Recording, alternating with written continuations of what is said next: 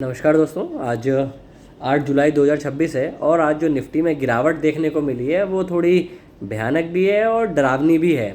इसके कारण हैं कि अगर आप बाज़ार को देखो आज, तो बाज़ार में पहले तो हमें ये समझना है कि बाज़ार में ये रैली शुरू कहाँ से हुई थी। अगर आप निफ्टी का चार्ट लगाते हो तो 10 जून के आसपास से इसमें एक रैली शुरू हुई 23,100 से, और हमने बाज़ार में धीरे धीरे 24,500 तक की हमने रैली करी। ऑलमोस्ट हम जो रैली करी हमने 1400 पॉइंट 1500 पॉइंट की हमने रैली करी। आज आपने देखा बाज़ार में कि जब बाज़ार वैल्यू और रेंज के नीचे खुला, मैं आपको हमेशा एक कॉन्सेप्ट बताता हूँ कि जब भी बाज़ार वैल्यू और रेंज के नीचे खुलता है, वैल्यू रेंज का मतलब होता है कि जो प्रीवियस डे के पिवट्स हैं और प्रीवियस डे का S1 है, अगर बाज़ार उस रेंज के नीचे खुलता है तो वहाँ से बाज़ार में एक फॉलो थ्रू आता है। अगर आप बाज़ार में आज देखो तो निफ्टी जो आज ओपन हुआ था वो ऑलमोस्ट आपका S1 के बियॉन्ड ऊपर हुआ, मतलब S2 के आसपास हुआ। उसमें एक पुल बैक दिया, वो 24,300 तक आया और वहाँ से बाज़ार में 1 बजे के आसपास 2 बजे के आसपास काफ़ी तेज़ बाज़ार में सेलिंग देखने को मिली। आज एक कॉन्सेप्ट और समझिएगा कि चार्ट में लगाना 5 मिनट के, कि निफ्टी में जो सेलिंग आपको देखने को मिली है वो ऑलमोस्ट 1:45 बजे के आसपास आपको एक सेलिंग प्रेशर देखने को मिला है। कभी भी बाज़ार में, इस पॉइंट को दोबारा सुनना, कभी भी बाज़ार में अगर किसी मूविंग एवरेज से, चाहे बाज़ार ऊपर जा रहा हो चाहे बाज़ार नीचे जा रहा हो, किसी भी मूविंग एवरेज से अगर प्राइस शार्प मोमेंटम देता है तो उसमें कंटिन्यू 3 से 4 बार आपके फेवर में जाती है। दोबारा बोल रहा हूँ, कभी भी बाज़ार किसी भी डायरेक्शन में जा रहा हो और किसी मूविंग एवरेज से, चाहे 5 मिनट यूज़ कर रहे हो, 15 मिनट यूज़ कर रहे हो, चाहे 1 घंटे का चार्ट यूज़ कर रहे हो, वहाँ से अगर शार्प अपसाइड आता है, शार्प डाउन साइड आता है, तो 3 से 4 बार आपको आपके फेवर में मिलती है। मैं आपको चार्ट्स में दिखाता हूँ कि मैं क्या बात कर रहा हूँ। मैं इस चार्ट की बात कर रहा हूँ। आप ये देखिए, ये पॉइंट है, ये वाला जो मैं कर्सर यहाँ पे दिखा रहा हूँ आपको, ये यहाँ से आपको 1 2 3 4 3 से 4 बार आपको कंटिन्यू मिलती है। तो आपको या तो इसको ट्रेल कीजिए, या अगर आपको 100-150 पॉइंट्स मिलते हैं तो आपको अपनी प्रॉफिट में इनिशियली प्रॉफिट बुक करना चाहिए। आज जो हुआ है वो क्या हुआ है बाज़ार में, ये हुआ कि इन सडन न्यूज़ आ गई कि हम अगेन दोबारा से जो हमारा अमेरिका और ईरान का पीस टॉक चल रहा था उसको उन्होंने कूल ऑफ कर दिया, मतलब हटा दिया वहाँ से कि हम इस चीज़ को कंटिन्यू नहीं करेंगे। दैट इज़ द रीज़न आपने शार्प डाउन साइड देखा। अब आप इस चीज़ को समझिए कि क्रूड ऑयल जो है वो बेसिकली 120 तक जा चुका था, वहाँ से बाज़ार में आपने कूल डाउन देखा और वहाँ से अब बाज़ार दोबारा ऊपर की क्रूड ऑयल की तरफ तेज़ी दिखा रहा है। बट अगर इस तरीके की न्यूज़ है तो पहले समझो दोनों कंट्रीज़ मुद्दे को कम करना चाहती है। प्रॉब्लम ये है कि कोई भी देश एक्सीलेट नहीं करना चाहता लड़ाई को, मतलब स्पेशली US और ईरान। क्यों? क्योंकि इससे ओवरऑल दोनों को प्रॉब्लम है। अभी रिसेंटली जो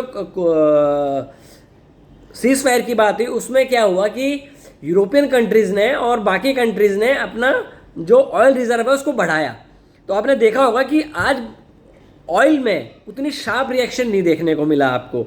और कभी भी बाज़ार में इस तरीके की पैनिक सेलिंग आती है तो पैनिक सेलिंग में जो वीकर हैंड्स होते हैं वो आउट हो जाते हैं बाज़ार से। दूसरा मुद्दा यहाँ पे है कि आपने, अगर आप फिबोनाची रिट्रेसमेंट यूज़ करते हैं तो आपने 23,100 से रैली करी 24,500 तक।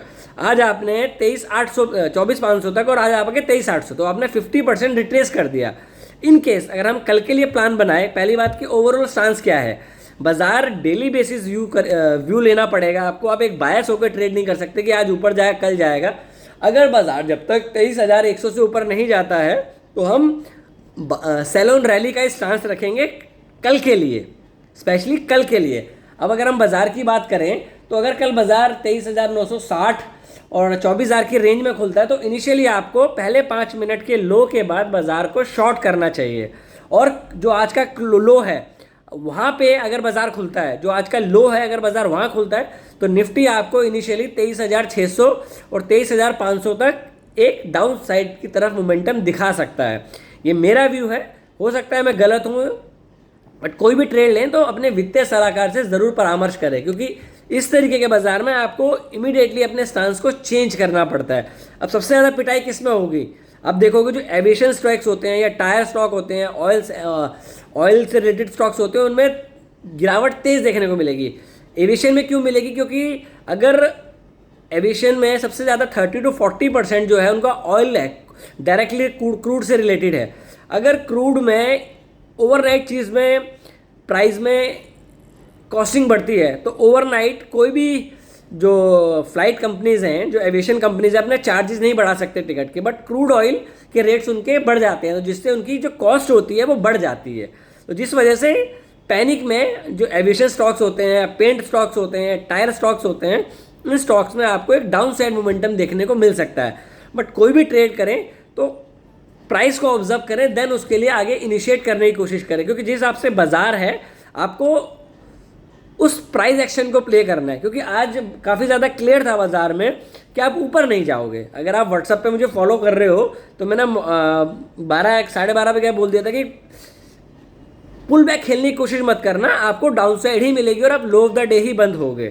तो इस तरीके के बाजार में आपको रोज एक स्टांस लेना है और उस स्टांस को प्ले करना है। आज का दिन अच्छा रहा, ज़रूरी नहीं है कल का दिन भी अच्छा हो या परसों का दिन भी अच्छा हो, आपको डेली बेसिस लेना है और डेली बेसिस उसके अकॉर्डिंगली आपको ट्रेड प्लान करना है। मेरे हिसाब से जो मैं चीज़ आपको समझाने की कोशिश कर रहा था वो आपको समझ में आई होगी। मैंने 2 पॉइंट्स डिस्कस किए हैं। एक पॉइंट मैंने डिस्कस किया है कि 23,100 से 24,500 की रैली हुई, आज 50% रिट्रेसमेंट हो चुका है। दूसरा पॉइंट मैंने डिस्कस किया कि कभी भी बाजार किसी मूविंग एवरेज से अगर शार्प डाउन साइड देता है तो 3 से 5 बार में आपको अपना प्रॉफिट बुक करना चाहिए। तो अगर वीडियो में कुछ इंटरेस्टिंग लगा तो वीडियो को लाइक करें और चैनल को सब्सक्राइब करें। Thank you, take care and trade well.